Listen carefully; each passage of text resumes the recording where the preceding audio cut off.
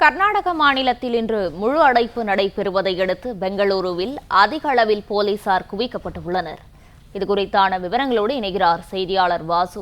வணக்கம். இது குறித்தான கூடுதல் விவரங்களை பதிவு பண்ணலாம்.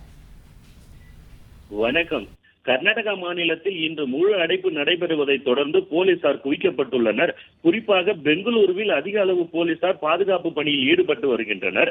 கர்நாடகா மாநிலம் பெலகாவியில் கடந்த பிப்ரவரி 21ஆம் தேதி மராத்தியில் பேச மறுத்த கர்நாடகா அரசு பேருந்து நடத்துனர் மீது மராட்டிய அமைப்பினர் தாக்குதல் நடத்தினர். இந்த விவகாரம் கர்நாடகாவும் மராட்டியம் இடையே மொழி பிரச்சனையாக மாறியது. கர்நாடகத்தில் மராட்டிய மாநில பேருந்துகளும் மராட்டியத்தில் கர்நாடக அரசு பேருந்துகளின் மீது தாக்குதலும் நிகழ்ந்த வண்ணம் இருந்தன.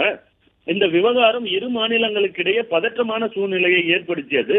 பேச்சுவார்த்தைக்கு பிறகு இரு மாநிலங்களுக்கிடையே இயல்பு நிலை திரும்பிய நிலையில் இன்று மராட்டிய அமைப்பினரை கண்டித்து கர்நாடகத்தில் முழு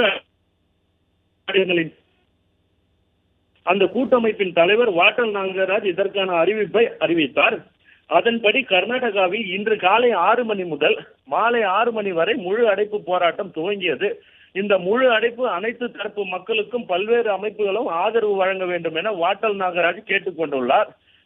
அதாவது வழக்கம் போல பால் மற்றும் மருத்துவங்கள் திறந்திருக்கும் என்றும், அதே போல தமிழக கர்நாடக எல்லை பகுதியான ஒசூரில் இருந்து தமிழக பேருந்துகள் அனைத்தும் பாதுகாப்பான முறையில் வந்து செல்கின்றதாக தெரிகிறது.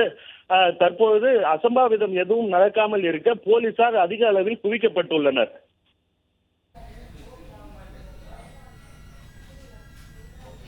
விவரங்களை வழங்கியமைக்கு நன்றி வாசு.